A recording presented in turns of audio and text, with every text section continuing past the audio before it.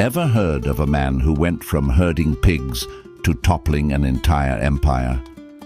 This is the story of Francisco Pizarro, one of history's most ruthless and ambitious conquistadors.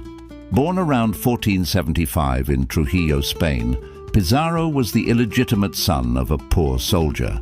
With no inheritance and few prospects, he left his life as a swineherd behind, chasing rumors of gold and glory in the New World.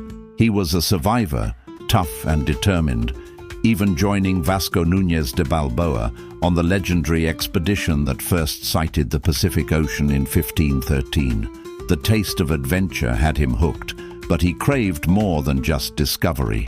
He craved wealth beyond imagination. By the 1520s, whispers of a fabulously wealthy kingdom to the south, the Inca Empire, had reached Panama. Pizarro was obsessed. He partnered with another soldier, Diego de Almagro, and a priest, Hernando de Luque, to fund a series of expeditions. Their first attempts were disastrous, marked by starvation, disease, and brutal storms. Many would have given up, but not Pizarro. He famously drew a line in the sand, daring his men to cross it and join him in pursuit of Peru's riches. After glimpsing real Inca treasure, he returned to Spain in 1528 and secured a royal charter from King Charles V, granting him the right to conquer Peru and become its governor. With just 180 men and a handful of horses, he set sail in 1530 for his final, fateful voyage. In November 1532, Pizarro and his tiny force reached the mountain city of Cajamarca. They were impossibly outnumbered.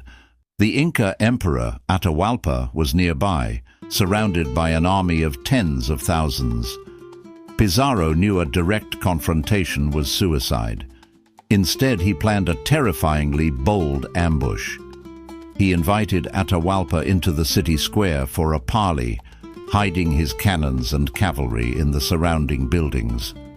When the emperor arrived, carried on a magnificent litter, a Spanish friar offered him a Bible, which Atahualpa disdainfully threw to the ground. That was the signal. Cannons roared, horses charged into the panicked crowd, and steel blades flashed. In a matter of hours, thousands of Incas were killed, and the emperor himself was captured. Pizarro held a god-king hostage. Atahualpa offered a ransom that would stagger the imagination. A room filled once with gold and twice with silver. The treasure poured in, but it wasn't enough to save him. In 1533, Pizarro had Atahualpa executed, decapitating the Inca Empire in a single stroke. With the emperor gone, the path to the Inca heartland was open.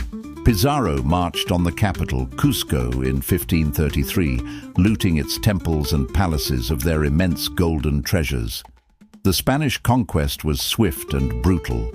To cement his control, Pizarro founded a new capital on the coast in 1535, a city he named Ciudad de los Reyes, known today as Lima.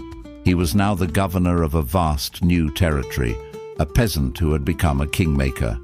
He was reshaping a continent, building a Spanish colony on the ashes of an ancient civilization.